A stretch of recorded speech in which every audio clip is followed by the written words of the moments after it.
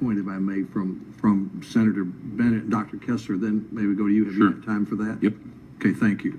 Senator Bennett, I Dr. would, Kessler. I would just say very important observation. Chris, Senator Murphy also say it's not just about low performing school districts. It's also the case that NCLB has allowed us to look into high performing schools that have subpopulations of students that are we're being left behind, and we got to make sure in our disaggregation of the data we don't lose that. And I think you're right geographically, but I think it's also important to look into schools that are not serving folks well.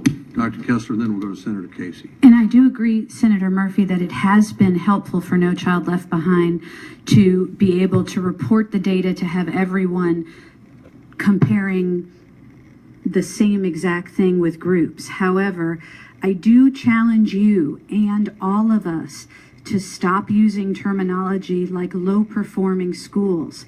Schools are buildings. They house children. And there are no low-performing children. There are children who have greater needs than other children for a wide variety of reasons, most compelling because they live in poverty.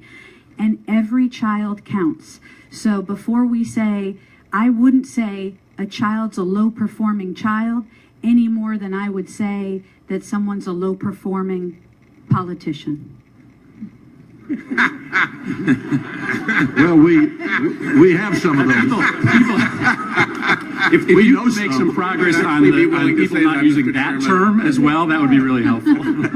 I'm just saying we have to realize all children are our children, and what we do to children, they do to society. And we do not, as a society, want to walk around categorizing the schools where children attend as low performing, because what we're actually doing is pointing the finger at the children whose needs we're not meeting. Yeah, regardless of the terminology, we got to figure out some way to have accountability, and so there have to be some labeling involved.